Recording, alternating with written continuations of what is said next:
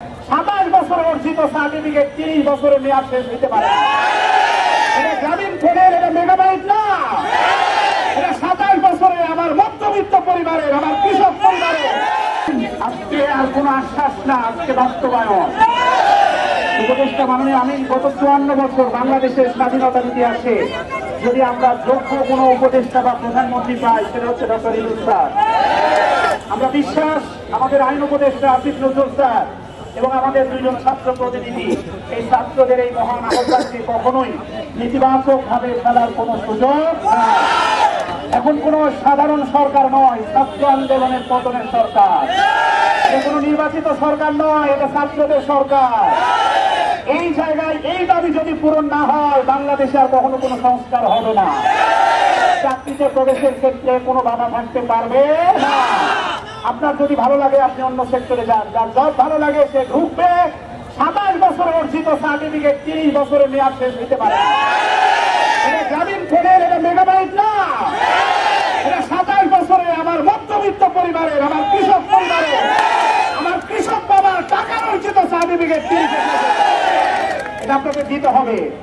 এবং যদি সময় মতো দেন তাহলে খুব ভালো, যদি না দেন যেভাবে আদায় করতে হয় সেইভাবে করবে। শুটিংয়ের ব্যাপারে কোন বাধ্যবাধকতার সময় বেঁধে দেওয়া যাবে না, যাবে না। কথা দিচ্ছি, এই দাবি পূরণ না হওয়া পর্যন্ত এখান থেকে এক কদম আমরা লড়বো না। এখানে চাকরির পরীক্ষা দিয়ে বাসায় পৌঁছতে না পৌঁছতে প্রশ্ন পাস হয়। সেই সাথে আর একটা দাবি জানায়, আউটসোর্সিং এর মাধ্যমে স্থায়ীভাবে নিয়োগ দেওয়ার কোন সুযোগ নেই। এখানে বিশাল একটা সিন্ডিকেট আছে, শুধু ফেসবুকে লেখালেখি নয়। যারা আমার স্টুডেন্ট আছে, আমি তোমাদের আহ্বান করি, এই আন্দোলনের সফলতার পরে আউটসোর্সিং বন্ধ করতে হবে। তুমি 30-35 নিয়ে কি করবা যদি নিয়োগ না আসে? আউটসোর্সিং এর যে সিন্ডিকেট সচিবরা, এই কুলাঙ্গার সচিবরা দিয়ে গেছে, এটা যদি বন্ধ করতে না পারো তোমাদের নিয়োগ আসবে না। আর যদি নিয়োগ আসতে চাই তাহলে তোমাদের উচিত হবে 35-এর পরবর্তী আন্দোলন হবে আউটসোর্সিং বন্ধ করা।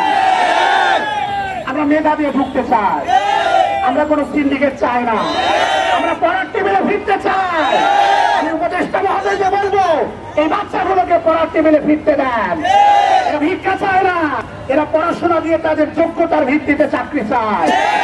এবং নিয়োগের ক্ষেত্রে শতভাগ স্বচ্ছতা নিয়োগ করে ওই কালো সিন্ডিকেট আপনারা ভেঙে দেন।